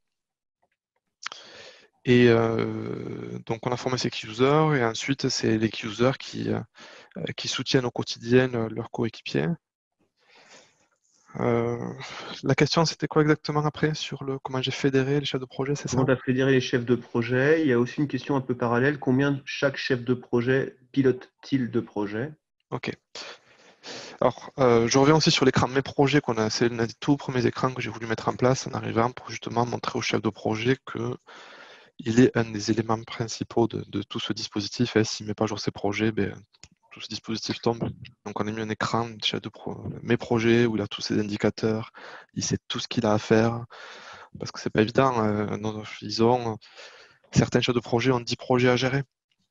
Donc là, après, on n'est vraiment pas l'optimum, ne prenez pas ça comme référence parce qu'on sait très bien qu'on a du travail à faire sur nos chefs de projet. On a des chefs de projet qui sont trop des experts techniques et il faudrait. Voilà. On est en train aussi de se réorganiser en interne pour mieux répartir les rôles et définir les missions. Mais un chef de projet qui arrive, parfois c'est un prestataire aussi, il a 1, 2, 3 projets et les plus anciens, plus expérimentés peuvent avoir 10 projets. Alors en plus, bon, ça c'est en train de changer, mais avant, un chef de projet, donc il pilotait la conception de nouveaux produits, il suivait ses premiers lots de fabrication. Du coup, il connaissait parfaitement son produit et il était aussi référent gamme, référent vie-série de ce produit. C'est-à-dire, si on produisait ce produit pendant 10 ans, 20 ans, chaque fois qu'il y avait un souci, une amélioration forte sur la gamme, c'était lui aussi qui était à la manœuvre pour gérer tout ça. Donc, on voit vite, c'est pas compatible. Donc, une question un peu semblable sur les freins et les DN mis en place de l'outil pour chaque utilisateur. Les freins qu'on a rencontrés. Alors, bon, saisie des temps, forcément, hein, ça amène des débats. Pourquoi on veut nous fliquer? Bon, quoique pas. Je repensais que ça aurait été pire que ça quand même, mais ça s'est quand même plutôt bien passé. Il a fallu beaucoup discuter avec les équipes. Il y a eu un débat sur la saisie des temps encore sur est-ce qu'on saisissait vraiment nos heures réelles, 7h35, 7h36 par jour, 8h05 ou 8h par jour pour tout le monde. Donc on a choisi 8h par jour pour tout le monde.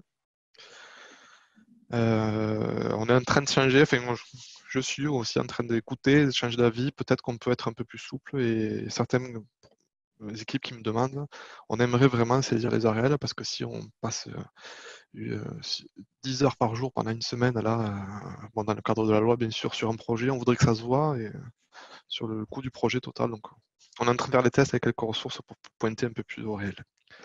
Les autres freins, chef de projet, oui, il y en a eu, il y en a encore. Hein.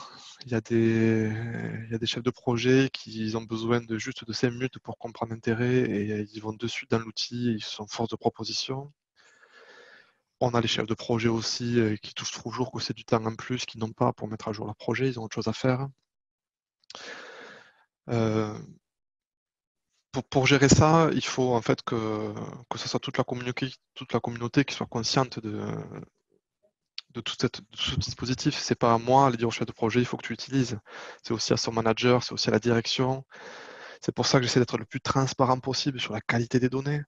Quand je partage à toutes les équipes la qualité de mise à jour des projets, si on voit qu'il y a 3 équipes qui sont à 80%, une cinquième ou sixième qui est qu'à 40%, ben, d'un côté, ils se disent, ben ouais, les autres, ils arrivent, pourquoi pas moi? Il faudrait peut-être que je change. Donc c'est aussi pour ça que je mesure tout ça.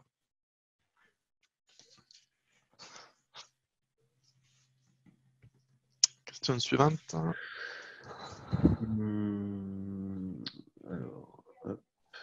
Tu peut-être un visu aussi, là, les questions. Zoom, ouais. Je sais pas si tu m'entends, Mathieu. Si je t'entends, mais j'ai. Attends 2 secondes, le temps de. Voilà, c'est bon. J'avais un petit souci de Zoom. Donc, il y a une question sur comment est-ce que tu pilotes les ressources critiques, les ressources qui sont plutôt dans le goulot d'étranglement, notamment une question sur la qualité de planification des équipes. Donc, dans quelle mesure les surcharges, tu fais ressortir les surcharges dues à des mauvaises planifications ou à des ressources critiques? Alors, ressources critiques, ben déjà, les 160 sont critiques pour l'entreprise. On est 3500, mais l'entreprise a voulu mettre sous contrôle ces 160-là parce qu'elles sont critiques. Dans ces 160-là, après, on a décomposé par métier. On peut avoir un plan de charge qu'on a montré tout à l'heure, enfin, on n'a pas montré, mais le plan de charge permet d'avoir le plan de charge par métier. Donc, on utilise ça aussi. Certains managers font un focus notamment sur le métier chef de projet. Le métier chef de projet, il est critique parce qu'ils ne sont pas assez nombreux.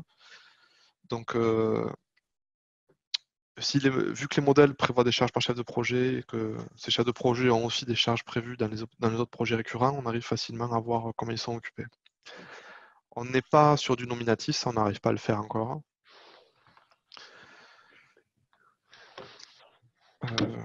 Voilà tout ce que je peux dire à peu près sur ce point. J'espère que je réponds bien aux questions.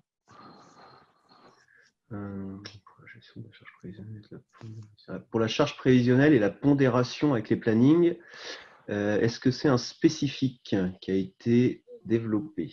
Oui, ben, tout l'écran plan de charge multicritère, c'est un écran spécifique qui se base quand même sur une rubrique standard. La pondération, c'est tout simple, on va dire. C'est un champ qui a 4 valeurs, 25, 50, 75 ou 100%. Et quand on affiche la donnée sur le graphique, si on a choisi de pondérer, on multiplie la charge par ce pourcentage, tout simplement. Mais ce n'était pas natif, en tout cas dans la version que nous avions de ces formats. Tu as une pondération de l'importance des projets? C'est une autre question. Par rapport à si c'est un projet stratégique. Alors non, ça fait partie des sujets sur lesquels je veux travailler cette année. Bon, déjà, le type de projet part de soi-même. Un projet de développement, un projet client, c'est toujours plus important qu'un projet annexe ou interne. Enfin, quoique, c'est discutable quand même. On n'a pas utilisé vraiment la notion de priorité pour classer les projets. Ça fait partie des choses que j'aimerais mettre en place. Les directions commerciales et les plateaux le savent quand même. Quand elles cadencent leur projet par date de début, elles font quand même passer en priorité les projets les plus importants. Et il y a une notion un peu parallèle sur la confidentialité de certains projets. Alors, confidentialité. Alors déjà, avant de... on a eu un sujet à traiter qu'on a déployé ici format, c'est de savoir si on pouvait vraiment se mettre dans le cloud, dans ce format, pour mettre tous nos projets. Je ne sais pas si c'est autour de ça la question. Alors, je pense qu'elle est double. Il y a le côté sécuritaire de la solution, donc via le cloud, et puis la sécurité qu'on peut apporter quand on passe sur un réseau qui sort de la société. Et aussi le fait que peut-être que certains projets n'ont pas à être vus par toute la population. Donc, comment est-ce que je fais pour limiter leur accès? Alors, oui, bon, côté sécurité cloud de données de six formats, on s'est rassuré en fait en disant qu'on ne partage pas vraiment des informations critiques, on ne dévoile pas notre savoir-faire en déclarant des projets et des plannings. Et pour les projets secrets d'État, on va dire, on en a aussi, on travaille avec le militaire, notamment l'armement, on a des projets dont on ne doit pas parler. On n'a pas vraiment de solution adaptée à ce sujet. On s'est juste dit, si c'est un projet qui vraiment génère de la charge sur les équipes, ce qui est important, c'est de capter cette charge. Et bien, le projet, on l'appelle autrement. On lui donne un nom, projet prévisionnel ou projet. On lui donne un nom particulier juste. Mais il faut que la charge se voit et la direction commerciale et le plateau qui voient ce projet, ils savent que c'est un projet. Enfin, ils connaissent le projet. Donc, pas de gestion particulière. On pourrait, avec des notions de droit d'accès, nous montrer que ce projet a certaines personnes, mais on n'est pas rentré dans ces paramétrages-là. Okay. Par défaut, on s'est dit tout le monde voit tous les projets publiés. Voilà. Okay. Et en écriture sur un projet, on a le chef, on a les trois responsables natifs d'un six format, donc le chargé d'affaires côté direction commerciale pour qu'il puisse le créer, le chef de projet côté plateau, un deuxième chef de projet côté plateau au cas où, et moi en tant que PMO ou Anne, on a accès à tous les projets de tous les portefeuilles. Et le key user et le manager du portefeuille, ils ont aussi accès en écriture à tous les projets de leur portefeuille. Voilà.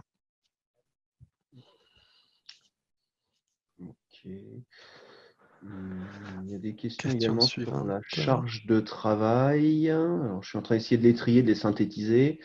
Notamment une première question sur comment est-ce que tu adaptes les charges de travail. Donc, tu parlais tout à l'heure de l'utilisation de plusieurs modèles potentiellement. Donc, en fonction des modèles, tu as plusieurs cycles de développement courts et longs. Oui, c'est ça. Deux mots là-dessus. Alors, ça dépend de la complexité du produit. Il y a certains produits, comme il y a une opération de forge, une opération de matrissage à faire. Donc, s'il n'y a qu'une opération, ça veut dire allez, s'il y a deux opérations, on va dire, il y a deux modes opératoires à faire. Si la forme n'est pas trop complexe, la modélisation ne va pas prendre beaucoup de temps, la simulation non plus. Donc, c'est vraiment en fonction de la complexité de la pièce. Donc, en fait, le planning, c'est ça. C'est en fonction de toutes les gammes qu'il faut concevoir et des modes opératoires qu'il faut rédiger, le planning est plus ou moins long. Il peut aller de des petits projets 80 jours, on a des projets jusqu'à 250 jours. Dans les gros projets, ils ont plus de délais forcément, plus de tâches et donc plus de charges aussi entre chaque jalon. Mais ça ne va pas au-delà de 4 ou 5 modèles par portefeuille. Le plus gros portefeuille, c'est une équipe de Pamiers, 32 personnes. 48 projets ouverts à l'instant où je vous parle. Donc voilà, mais ils arrivent à gérer avec 4 ou 5 modèles. Une question sur la charge aussi entre la photo qui peut être faite par les BU ou les jalons contractuels de la BU pilotés à travers le client et ce qui est capable de mettre à disposition le plateau. Donc là, il y a des captures qui sont faites et tu es capable d'analyser le planning courant versus cette capture pour analyser des écarts. Même sujet quand... Alors je crois qu'il y a plusieurs sujets dans toute cette question-là. Il y a quel est le planning officiel déjà? Là, il y a toujours ce fameux sujet. Entre le planning que communique le commercial au client, le planning que communique le plateau au commercial, le planning que communique le plateau au reste de l'usine, on avait autant de versions de planning. Je ne veux pas dire qu'on a résolu tout le problème. En tout cas, encore une fois, notre, notre préoccupation, c'était l'activité des plateaux, de leur charge. Donc, c'est eux qui cadencent avec leur modèle et qui sont adaptés après les jalons. Donc, chaque modèle a les 6 jalons de développement de J3 à G8 qui sont positionnés. Je fais tout nécessairement pour être le transparent le plus possible pour communiquer le planning de tous ces projets à tout le monde. Bien sûr, on se heurte à des fois où « Ah, mais c'est pas ça que j'avais dit au client ». On se heurte à des cas où les directions commerciales disent « C'est pas exactement ce que j'ai communiqué à mon client ». J'ai envie de dire, pour l'instant, c'est pas grave. Le référentiel de nos projets, c'est 6 formats. Si pour une raison X ou Y, votre client veut lui montrer moins de détails, moins de risques, un peu plus de marge, moins de marge, et, PowerPoint existe toujours. Des outils de planification à côté existent toujours pour faire la communication. Mais en tout cas, l'activité interne est en train de se baser, de se caler sur les jalons 6 formats. On a des équipes qualité aussi qui sont en train de s'organiser autour des jalons à passer par mois qui sont dans 6 formats. Donc, ils vont prévoir leur charge aussi pour s'organiser en fonction du nombre de jalons, tout ça basé sur 6 formats. Et donc, plus opérationnellement, on est capable également de tracer des écarts entre ce que le chef de projet avait prévu et ce que les utilisateurs finaux ont pu rapporter. Oui, alors pour tracer les écarts, là aussi, on est en train d'y travailler. Comme je vous dis, le pilotage des jalons, on commence à peine à mesurer un peu tous ces écarts. On a la première version du planning qui est au kick-off projet, au J3. On a inséré un modèle, on a le cadencement des jalons. La bonne pratique, c'est ce que je leur demande, c'est de prendre une référence du projet dans 6 formats. C'est bien fait pour ça, cette fonctionnalité. On prend une référence et ensuite, à tout moment, on peut se comparer à cette référence. Bien sûr, la référence peut être discutée, collaborer avec le client parce qu'il n'a pas répondu dans les temps sur une question, donc il est d'accord de repousser de 4 mois. Si c'est le cas là, donc je leur demande de reprendre une référence, une deuxième référence, et on se compare du coup à cette deuxième référence. Bon, cette pratique de prise de référence successive et de modification, elle n'est pas encore ancrée sur toutes les équipes, hein, mais ça, voilà, on va s'atteler à ça cette année. C'est comme ça qu'on mesure les écarts. Autre point pour mesurer les écarts ou les dérives, on attend aussi beaucoup de la prochaine version, enfin qui est déjà disponible, mais on prévoit une migration là dans 2-3 mois pour bénéficier de la capture des jalons où on pourra pouvoir chaque semaine ou chaque mois prendre en photo la date d'un jalon pour pouvoir graphiquement voir comment il dérive, est-ce qu'il s'écarte ou pas de son objectif.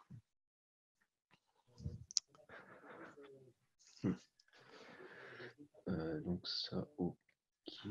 J'ai vu une question sur Jira aussi parmi là.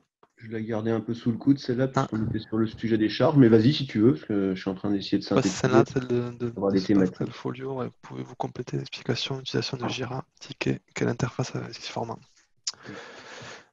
Jira, c'est un outil de ticketing. Il n'y a pas d'interface technique avec 6 formats, hein, pas du tout. Hein. Jira nous permet de gérer la configuration de l'outil 6 formats.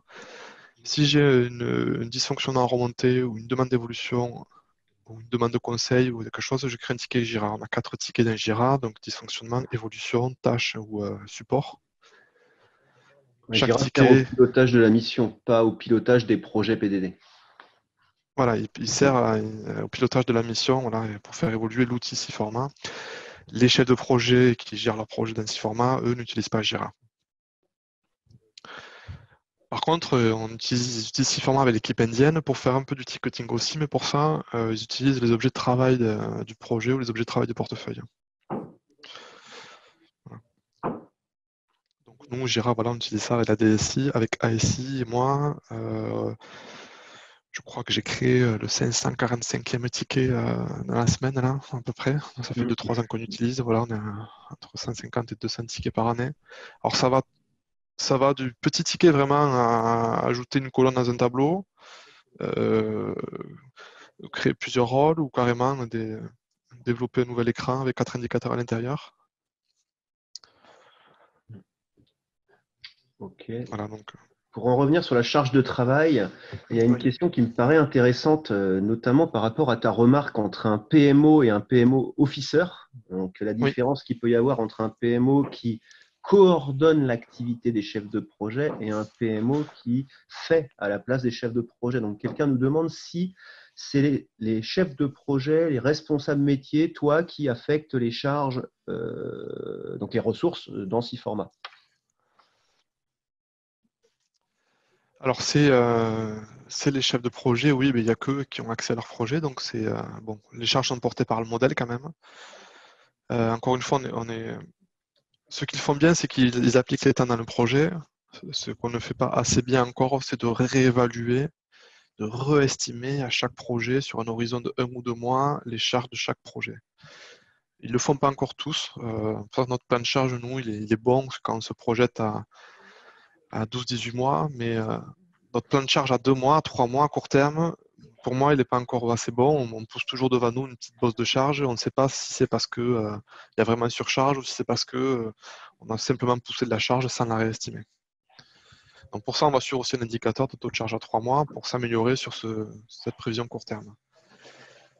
Mais effectivement, le rôle de PMO dans Project Management Officer, il serait intéressant. Je parlais de faire grandir la fonction PMO. Idéalement, j'aimerais positionner dans les plateaux des PMO locaux qui soient là en support des chefs de projet, pour les coacher, pour les guider, pourquoi pas faire des mises à jour. Il ne faut pas que ce soit une petite main pour délester le chef de projet. Il faut que ce soit quelqu'un qui les aide, qui connaisse toute la méthodologie projet.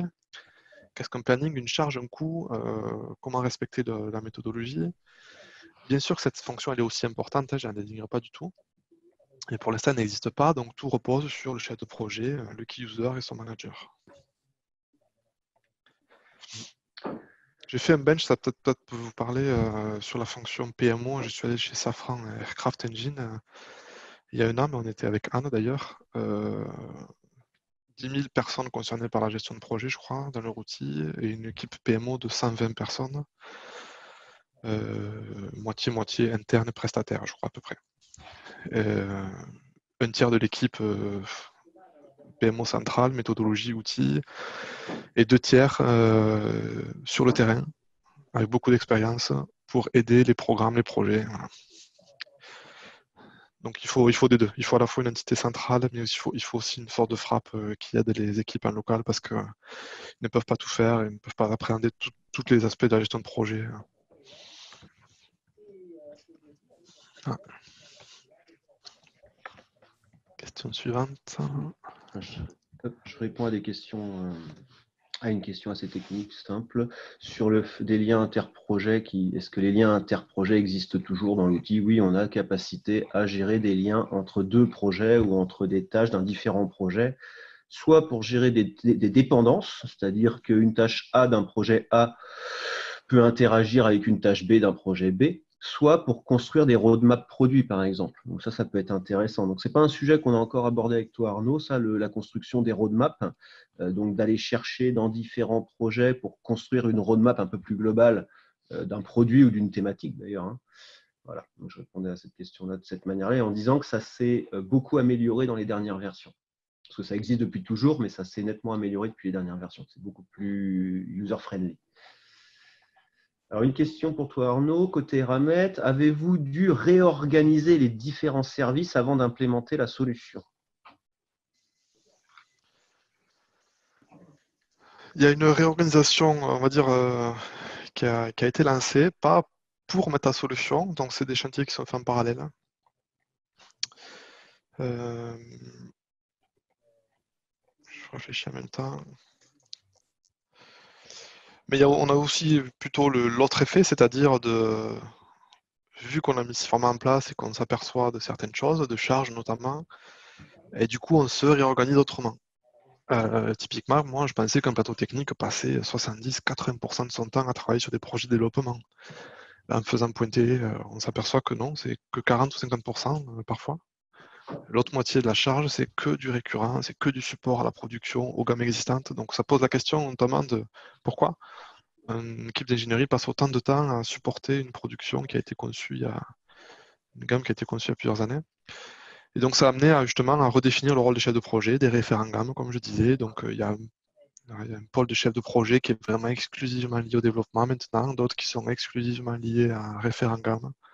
dont l'organisation a évolué aussi parce qu'on a mis en place SIFORMA.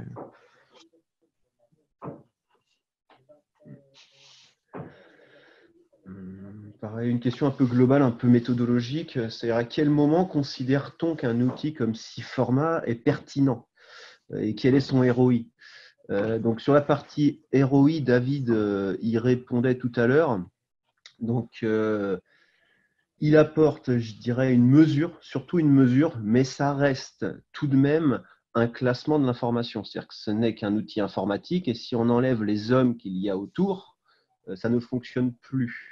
Donc le dispositif, je pense qu'il est important de voir, c'est les hommes autour de ce classement hiérarchique de l'information. Donc derrière, on peut mettre en place ce type d'outils avec des équipes très petites. Je prends un cas très concret, des équipes par exemple de 5 personnes réparties dans le monde entier.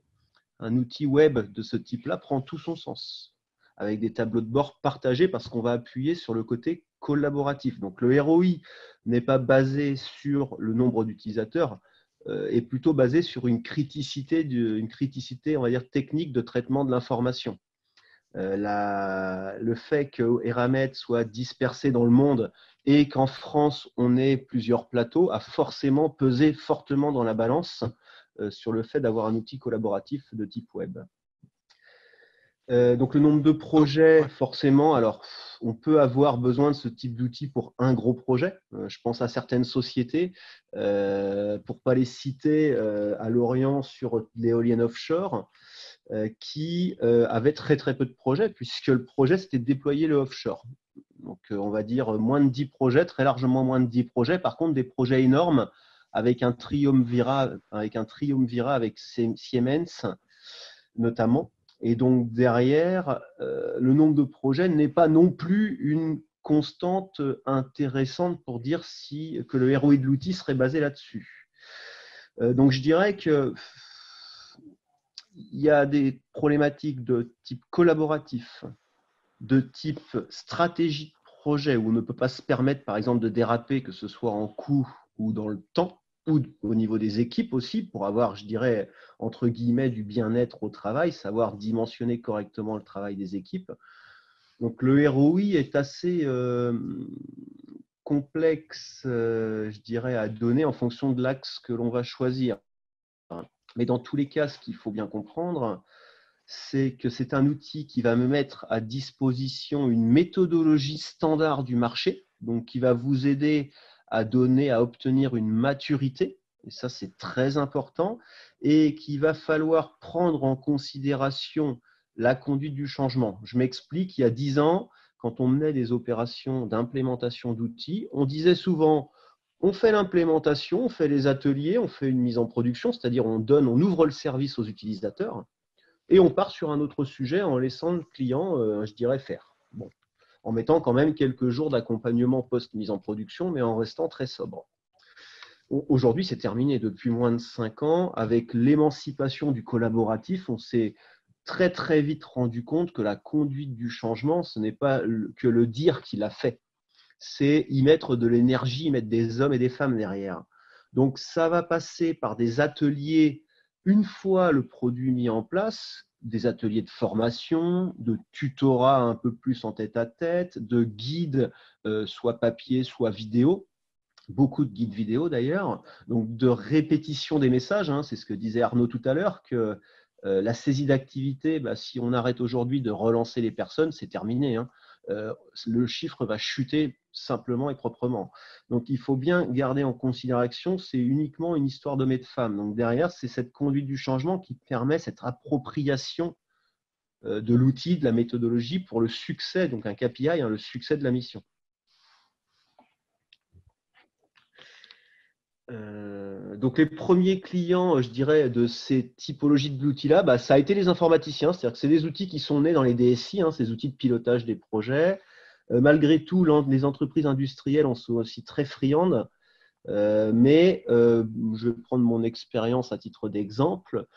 On intervient dans l'implémentation de cette typologie d'outils dans absolument tous les secteurs. Ça va de l'entretien des espaces verts de la ville de Paris ou de VNF, Voies navigables de France, pour entretenir les canaux, à la construction des routes, en passant par les R&D de l'électronique, les entreprises industrielles, que ce soit de l'automobile, du nucléaire, les entreprises du service, ASI au premier titre pour le pilotage de ces projets, donc envers ses clients. Absolument tout le monde est concerné par les projets et donc par cette typologie d'outils, sans exception. Moi, un client qui me dirait cet outil-là ne me servira à rien, il y a certainement de bons arguments, mais je serais curieux de les connaître. Je n'ai pas comme ça d'exemple qui me viendrait en tête, hormis une personne qui travaillerait tout seul dans sa société avec, je dirais, un seul client qui baisserait un petit peu le niveau d'intérêt d'une solution telle que celle-ci, mais qui n'empêcherait pas qu'il a des reportings, de la planification prévisionnelle à mettre en visu de son client pour prévoir son activité. Donc, vous voyez que ce serait des sujets un peu à part. Fin de la parenthèse.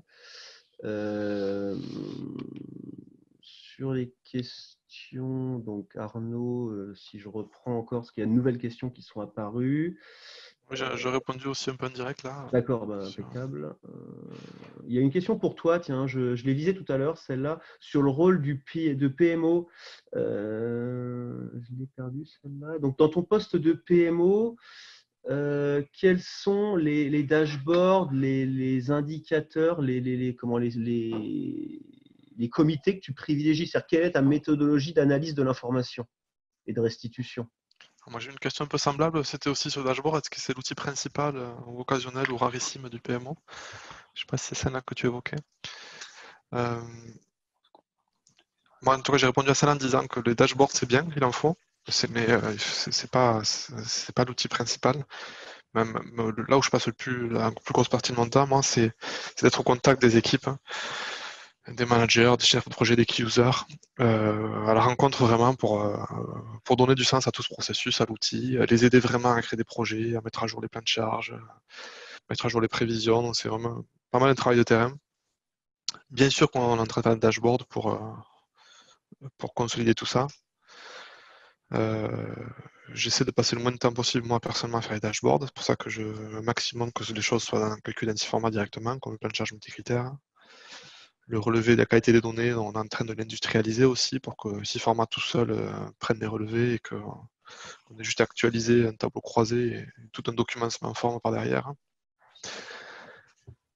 Donc ce que je privilégie pendant les comités décisionnels, étant donné qu'on est beaucoup sur de décisions sur la capacité, la réduire ou l'augmenter, pour l'instant on est encore beaucoup sur des reportings présentant des charges et des capacités, des évolutions de charges. On commence à intégrer des reportings d'OTD de jalons, mais juste pour dire qu'on va le faire de façon transverse plus tard. On va avoir des identificateurs de performance économique des projets aussi. Donc voilà, les dashboards vont continuer à être améliorés. Je vois une question, avez-vous une gestion des météos des projets pour les réunions PDD? Quelle est votre utilisation des nouveaux outils SIFORMA? Alors on n'utilise pas l'indice de santé des projets, là, si on n'a pas encore cette version. On se posera la question si on doit l'utiliser. Je ne sais pas si c'était ça exactement la question cachée derrière ça. Vérification et qualité des données, planning, affectation, charge et mise à jour des projets. Du coup, je vois le temps qui passe, Arnaud. Oui. On va peut-être prendre encore une ou deux questions principales. Et puis, ce que l'on pourra faire, c'est j'ai les questions là sous les yeux. On fera une réponse dans le PPT qu'on vous enverra de toute façon. Oui, vous pouvez faire une réponse. Après, vous pouvez aussi me contacter sur LinkedIn. Là, mon profil, je vais de temps en temps. Je pourrais passer un peu de temps aussi pour prendre contact avec vous et vous répondre. N'hésitez pas. Donc là, par exemple,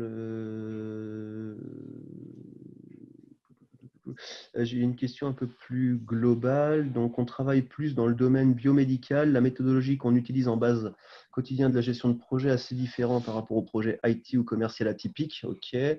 Ça demande beaucoup de force dans la partie tailoring. Le plupart de PM n'a jamais été formé en project management ou d'autres méthodes auxquelles plus difficile est de s'échanger en utilisant le même langage. Suivant le PMO sont un peu inutiles et isolés. Oui, alors ce que tu peux peut-être pour répondre à la question là, qui est un peu plus globale, c'est de peut-être expliquer en 2 mots le fonctionnement qu'il y a entre la France et l'Inde. Parce que j'ai répondu à une question tout à l'heure en disant qu'on n'avait pas fait d'agilité au sens propre sur le projet. mais il y a quand même entre les plateaux français et le plateau indien un mode de fonctionnement qui ne passe pas par le planning, mais qui passe plus par un backlog. Et peut-être qu'en 2 mots, si tu peux expliquer les interactions qu'il y a, ça pourra aider cette personne à mieux percevoir comment on a travaillé à l'international, pour être plus Oui. précis dans les demandes. Alors l'équipe en Inde, c'est une équipe de concepteurs. Donc ils font du CATIA et ils parlent anglais.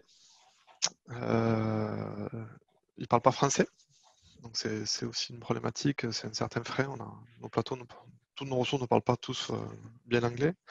Donc on a des référents sur chaque plateau. Enfin, il y a principalement 3 plateaux qui utilisent ADUI.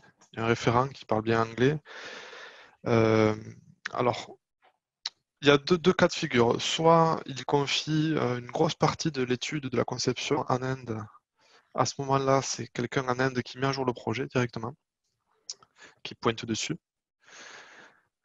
Soit on fait appel à l'équipe indienne pour des petits travaux ponctuels. Par exemple, transformer un plan 2D en plan 3D ou transformer un plan PDF en plan numérique. C'est pour ces sujets-là où on crée un objet de travail dans ce format, un événement, qu'on associe soit dans un portefeuille, soit dans un projet.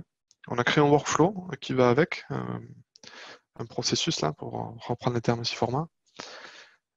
Il crée le chef de projet crée le ticket, il l'affecte en Inde au référent indien.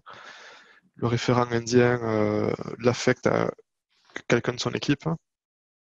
La personne, dès qu'elle a terminé, elle dit à vérifier. Et le référent indien, il livre en fait, voilà, il livre le ticket et le chef de projet en interne dit OK ou pas OK. Et il y a un mécanisme de notes, on peut noter, on peut prendre des notes pour suivre le fil un peu du sujet. Ils peuvent mettre des captures écran, des choses comme ça. Donc voilà, ils s'organisent comme ça, comme point d'entrée pour avoir tous les sujets qu'ils ont à faire. Il y a encore quelques plateaux qui envoient un simple mail pour leur demander du travail. Bon là, quand c'est comme ça, l'équipe en Inde, du coup, ils créent eux-mêmes l'événement dans ce format. Voilà, et ça, il faut qu'on. Bon, le frein, c'est pas tellement l'outil, hein, en fait, c'est plutôt la langue déjà.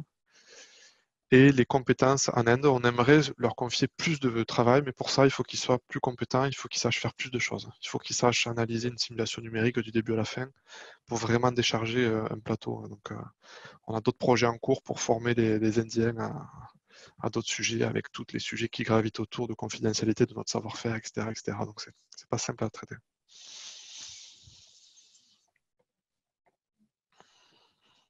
Ok. Je ne sais pas si on en fait une autre ou deux.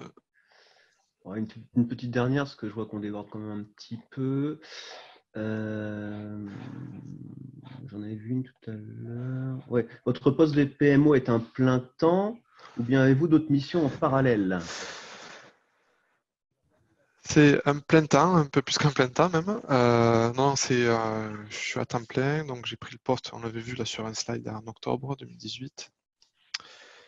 Ouais, je suis à plein temps dessus et j'essaie aussi de faire le PMO, voilà, le Project Manager Officer sur un des projets stratégiques qu'on a en interne pour suivre vraiment un gros projet avec Safran et pour suivre les coûts, les livrables, tout ça. Donc, Il y a je plus suis un un peu plus programme, sûr. en fait, un ensemble de projets. Ouais, c'est un programme, mais sinon, non, ça m'occupe bien. Après, il faut voir notre contexte, hein. On a plusieurs usines réparties en France, donc ça nécessite pas mal de déplacements. Bon, coronavirus oblige, je suis figé à Pamiers en ce moment. Mais sinon, tous les 15 jours, je suis sur la route pour aller sur Clermont-Ferrand ou sur Paris. Donc, oui, c'est du temps plein. Oui. Et pour avoir benchmarké avec Safran, comme je vous disais, un nombre d'équipes équivalent, il faudrait que l'équipe PMO soit de 3 ou 4 personnes pour arriver à traiter bien tous les aspects, quoi. Donc c'est déjà très bien parce qu'il y a beaucoup d'entreprises qui n'ont pas cette fonction-là, c'est clair. Mais quand on commence à la mettre en place, voilà, on imagine tout ce qu'on pourrait faire et on se dit aussi qu'on pourrait être plus nombreux pour faire encore plus de choses.